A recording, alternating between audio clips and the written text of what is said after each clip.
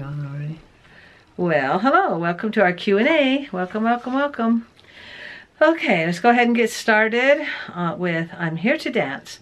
I'd like to go back to the topic that's been discussed a few times in the past. Your kids had to earn money, Their own own spending money when they were growing up. Yep, so we made them earn their own money. Now that they are parents, do any of them raise their kids the same way? Good question. Yes, they do. They have. Luckily, they remembered that lesson when they were growing up and are teaching that to their kids Well, now. because Rochelle is in photography and her kids work when they do weddings. Yeah, they all earn their money. The only one I can think of is Jimmy, Joe, and Amanda. Their kids aren't That age yet. really old enough. I don't know that they've inserted it in their families yet, but the 4 older kids have. But Rochelle does hers a little different. She gives them, I think, $20. Well, other than them earning it when they go do weddings and work the photo booth. She gives them $20 a week or a month. I can't remember which. And as long as they do what she tells them to, they do their chores, they do their homework and all that stuff, then they get to keep the $20 at the end of the week or month. And then if they don't do what she says all she has to do is say, well, I'm going to take $1 out. She puts them into $20 bills, $21 bills. And they just can't stand to see that money disappear. Sometimes they just go, okay, go ahead and take the $1 out. Okay. And then they're okay with it. But she does that different. So they do, and I'm really glad that they do that. All right, why don't you read that one? Okay, Danielle Lefko. Do you have cassette tapes back in the day? Your son Davey knows about cassette tapes. He will show his children all types of tapes to have. Yes, I'm trying to see where my cassette tape is. Well, here's cassette tapes. I remember Evie got one of these and she was trying to take a picture. She's going to say, cheese, cheese. But these I have tons of cassette tapes. And my first music one was a cassette tape. I don't know. Yeah, I do have one here. See, it's still wrapped up in the plastic. This is my Pollyanna tape, and it's got, I think, 3 songs on it. Actually, Got more than that. Oh, it's got, how many's it got? 3, 4, 6? Yeah. It's got 6 songs on it.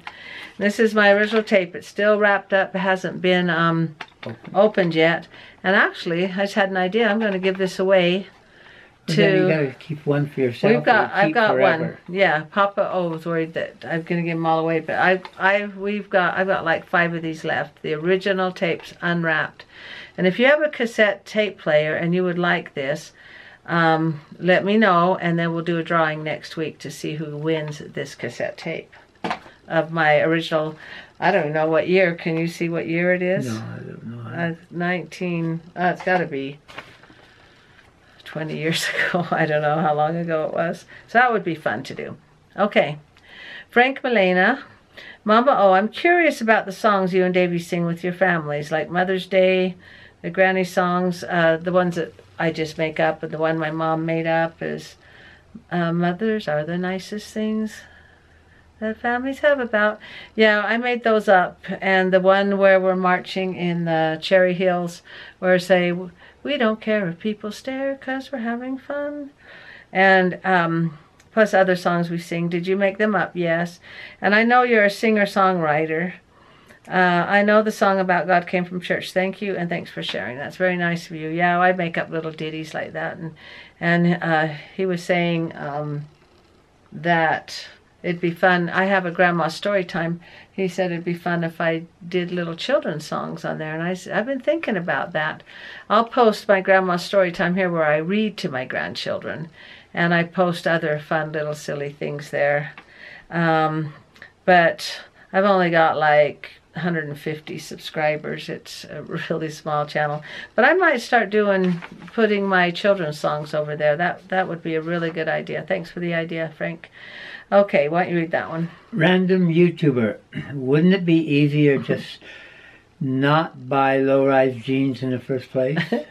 Looking at... Because they slip down. That's... He or she, random YouTuber, he is looking at the YouTube, my DIY on how to make low-rise jeans higher. He says, why don't you just buy higher jeans? Well, back then, this is... who knows how long ago, 15 years ago, low-rise jeans were really popular and everybody was buying them. They just looked so cute and everything. And then I just never wore them because there's so much work to hitch up. Keep them up. Hitch up, and then guys started getting the low-rise, and now they're coming back to the high-rise, so now we can buy them. But I had like 10 The high-rise is a normal one. Normals, yes. Most popular. Now, we're sick and tired of those low-rise jeans, but we still have them. What are we to do and with them? Some, like I looked in the Walmart clothes section, and they will specifically say, this is a low-rise, this is a high-rise. And people just are getting tired of those low-rise, but what are you to do with the ones you have? So I thought, well, you know, I paid a lot of money to get those low-rise, and let's make them high-rise so I can wear them again and not have to hitch up my britches every 2 seconds. But I like that. That's a funny question. Okay, Law Dog 55. What is the sketty recipe? And I'll post that here, my sketty recipe. And all it is I skin tomatoes and chop them up. Not store-bought tomatoes. Not store-bought. They have to be from the farmer. They won't have that special taste if you just go buy them at the store.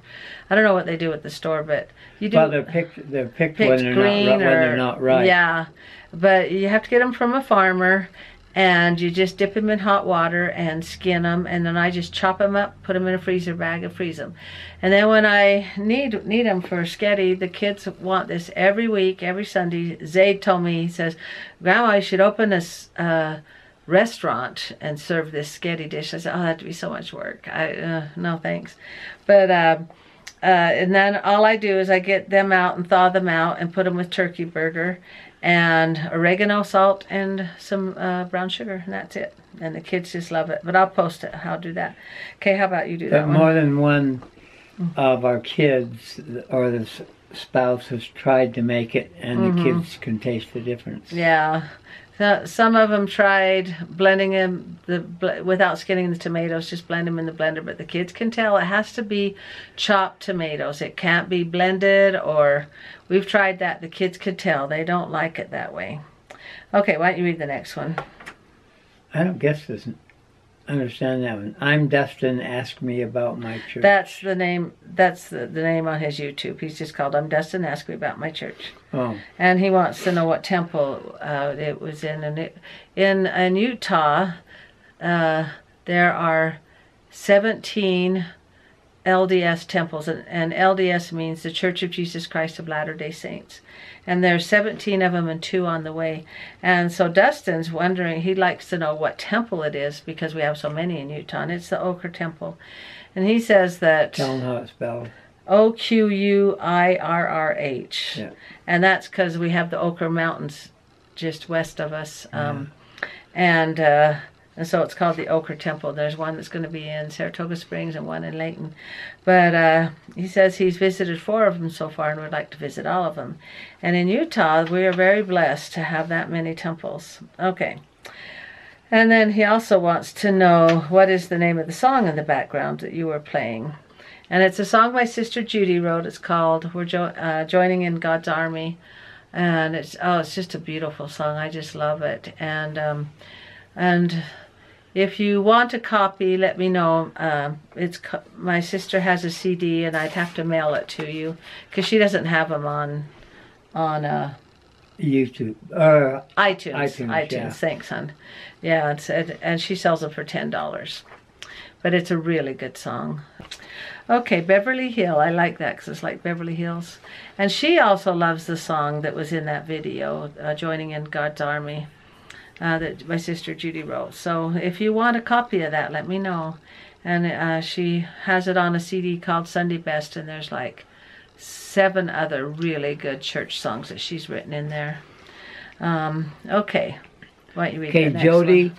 Sawyer, could you please explain in your Q&A what does it mean for the families to get sealed? You may have already answered this before. I'm not sure if you have. It's a good question. Yeah, that's a phrase that you don't hear very often. But in our church, we believe that you're sealed means you're together forever and ever, not after death.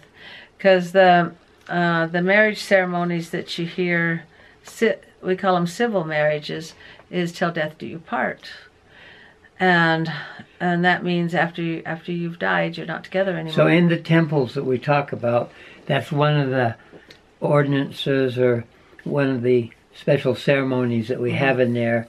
Those holding the priesthood and the authority will marry you for time and all eternity if you keep the commandments. And you're married forever. And then to get sealed, like this lady that you saw in the video, she had 3 children that she had adopted, and then she had them sealed to her. Her and her husband were already sealed in marriage forever, and then she had her children sealed to her. And like with me and Papa and our children, we were married in the temple and sealed for time and all eternity. And our children were born under the covenant. That means we didn't need to get them sealed to us. They already were sealed under the marriage covenant. But that's a really good question. And ancestral, Just Francine, she wants to know that too, about a family being sealed. And do they go to the temple with their family and friends? And then she says she's wondering how long fall will last. But yes, you go to the temple with your family and your friends, and so it's just a really special occasion to go get sealed for time and all eternity. And it's a one-time thing. Yeah. It's not like every time we go we get sealed. Yeah. Yes. And she wants to know, does fall last long? Just about 3 months. In Utah, we get 4 seasons: winter, spring, summer, fall, and they're about 3 months long. Winter seems longer. As far as snow goes, the ski resorts try to open up by Thanksgiving. That means it may have snowed a little, but there's enough snow in the mountains to start skiing. And the ski resorts love that. Yeah. Papa O's a skier. I've never skied, but Papa O used to go up before we were married, and he used to ski all the time up there. And so the ski resorts love it if there's snow by then. But our seasons are about three months long. They are in the whole world. I know. Well, I know in Utah. I don't know in the rest of the world. California, they don't get snow. No, they still have 3 seasons, though. We have 4 seasons: winter, spring, summer, fall, and there's 3 months. Well, I mean, all calendars show those 4 seasons. Like first day of spring, first day of 3 winter. months long. Okay, ancestral bliss. She says my hair looked beautiful. I had it curled. I had, you know how I put the steamroller curlers in the Caruso steamrollers, and she wants to know if my hair is naturally curly or straight, and it's naturally straight. Yeah, it's straight, and if I want to get a curl in it, I have to do something with it. And but that was very nice of you to say. Okay, why don't you ask the next one? How many times do you mess up on an item you are serging or sewing? You really look good at it. You seem really good at it. Talented you are. How are the Christmas jammies coming along? I promised in my last video that I'd get started on them. I haven't had a chance yet. So I've ordered the shirts, so at least I'm getting those done. And I'm going to start on them tomorrow. I have a free day tomorrow. Here I am promising again. I've got the sizes written down. See, I write down on a piece of paper the names and the sizes. So I've got that much. So that takes about an hour to sit and do that. And so at least I've got that much done, and I know who's going to get what jammies. And I've got the material bought. I'll show it to you. I've told you about it, but I haven't shown you yet the material. And this is going to be the material. What do you guys think? You like it? It looks like little pants. Bear print for the pants. And the shirts will be red. I thought that would be cute to have the red with the black and white pants. It's hard to find. Are those 70 paw prints? Yeah, they're paw prints. It's hard to find 70 yards of material. Like if I can't just pick any material I want. I'll pick a material on the internet. I can't go to a store anymore. So much material. I have to order it on the internet, and I need at least 70. I think I got 75 yards. And And if they don't have enough, then I can't choose that pattern. But I found this one, and I think it'll be really cute. Whoops, I just remembered I forgot to answer the question. Papa's already gone upstairs. I forgot to answer the question about how many times do you mess up on serging and sewing. And I mess up a few times, but not very often. Because I've messed up so many times in the past, I know what to do to not mess up. I just know what to do, but there's been so many times I've had to unpick and I've had to redo, and but that's how you learn. You know not to do it that way anymore.